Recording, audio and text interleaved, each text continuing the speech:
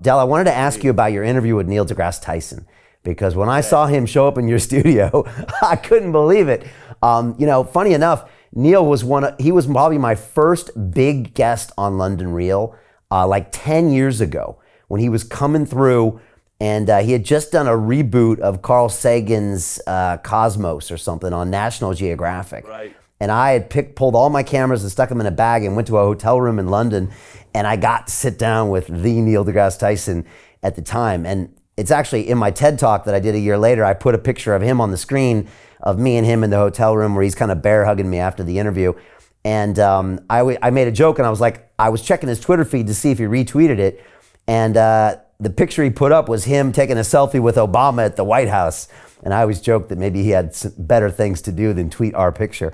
And so I had him back on the show a few months ago, and it was great to see him show up at your studio. What was that like to have someone who is a scientist through and through in your studio in person, ready to have a conversation with you? You seemed pretty shocked that it was happening. And then I'm curious, how did you feel afterwards?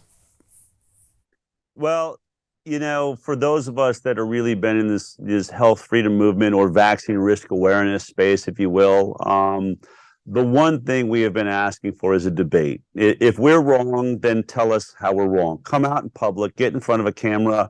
I've had an open invitation to all the luminaries in the vaccine space, whether it's Dr. Paul Offit. Every year I reach out to him again and say, Paul, love to have you on the show. I'll treat you with respect. Just really want to, get your perspective. And he's always nice back. Thank you for the offer. I will decline.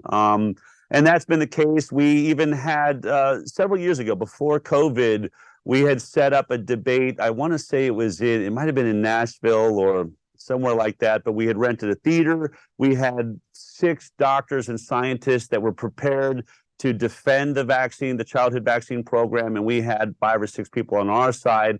And literally 2 days before, those doctors said they'd been contacted by the AMA and other government officials and told they were not to take part in that debate. So there's this history of the scientists, if you will, that support this vaccine program believe that they're winning by forfeiting the game. I don't understand it. I don't understand, how it is they think they can get away with it. And in fact, Rogan, in an interview with Peter Hotez, who's another one of these luminaries, asked him, why don't you debate Robert F. Kennedy Jr.? And he said, well, I don't want to legitimize his perspective. And Rogan said, this perspective is now being held by, it looks like, he said something to the fact that it's being held by a large percentage of humanity now. I think it's legitimized itself. Certainly, you've got to come to the table. So I say all that as the backdrop. No one from a pro-vaccine side will ever come and debate one of us. So when Neil deGrasse Tyson was making very strong statements about his support of vaccinations and said that we had all, by being born in America, signed on to a social contract, that he had no problem that we were going to be forced to take that vaccine. That was, a shocking statement. And so I put out a tweet saying, Neil, I think you're wrong on some of these points. I'd love to have this debate in studio. And to his credit, of all the scientists, and there's a lot of them that I've reached out to, he said, okay, I will do that. And I really want to honor him for that. So he did. He came into the studio.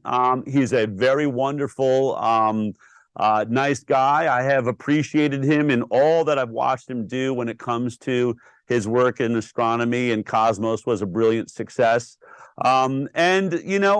I think what I liked about that interview, and one of the things I really try to get across to my audience, is there is a civil way to have this conversation, and that it doesn't need to be combative. And that was not my goal, was not to make him look stupid or anything like that. I also showed, and it's a very long interview, and I know, and this is one of the things I do with the highwire, and I want to thank Joe Rogan and really you for your long-form approach towards conversation that we were told when I worked at CBS and was winning an Emmy Award would never work, that people need things in short sound bites. And so when we have these opportunities, I really wanted to show people the real time that it takes when I am successful with a loved one or a friend or a doctor. When I've been successful in those conversations, it's not a 10 or 15-minute conversation. I really need to ask them a bunch of questions to get a full understanding of why they're holding the position that they are. And through those questions, you're handed, little arrows for your quiver, if you will, that you can now turn back on them and say, well, when you talked about the scientific method, which was something he brought up, and you said it's critical that any theory or any hypothesis or product or new product in science should be challenged, he said, in any way possible, by any way that can possibly challenge it. And if it overcomes those challenges, then and only then must it be established as, proven science. And then later in the interview, I pointed out that you said it should be challenged from every side. The COVID vaccine was challenged by the leading heart doctor in the world, Dr. Peter McCullough, not some floozy, not some crystal ball, rubbing hippie, the leading, most published heart doctor in the world. He was the most published doctor on the COVID virus in the world at the moment. He started speaking out about the dangers of the vaccine and the fact that he believed he was seeing evidence that was causing myocarditis and heart issues. I said you had Dr. Robert Malone that invented the COVID vaccine. Invented the mRNA technology for vaccination that was being used in this product. These weren't just outsiders that were literally censored. Their LinkedIns were shut down. They were censored. You had all of the doctors that put together the Great Barrington Declaration with Scott Atlas. You had Dr. Jay Bhattacharya, Sunetra Gupta, Martin Koldorf. These are all Oxford, Harvard, Stanford scientists, leaders in their departments that came out and said, there's a better way to handle this science. We shouldn't be locking people down. And I said, Neil. And all Neil wanted to say was, I went with the consensus. I believe in the consensus. And I basically say, you never had a consensus. What you had was a bullying scientific proposition by a few people with no evidence whatsoever to back up their claim. And now we know their claims were lies when they said it stopped transmission. So Jim Rickards has just recorded a video that's not available to anyone in the public. And he's going to be talking about how this upcoming recession is going to be fast. It's going to be bloody. It's going to be nasty. But at the same time, he's going to show you how you can position yourself to profit from all of this chaos.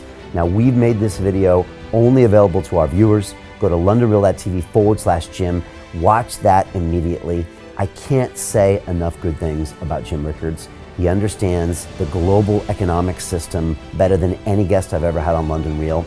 His predictions are almost uncannily true, and you can learn how to profit from his vision, from his expertise, and his understanding of economics. So go to londonreal.tv/Jim or click the link below.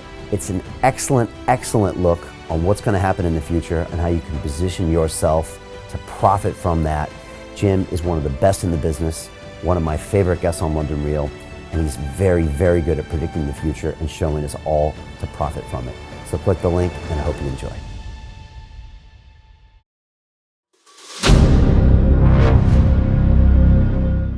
I'm looking for partners, collaborators, colleagues who want to join forces with me around the globe and create real value, generational wealth, and financial freedom for everyone else around the world. Get involved in the cryptocurrency markets, get involved in the NFT markets. This is your moment. Life all comes down to a few moments. Don't let this pass.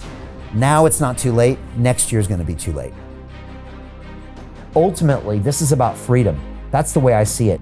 This is about giving power back to the people and enabling billions of people worldwide to use the financial markets to improve their lives and those of their friends and their families and their communities.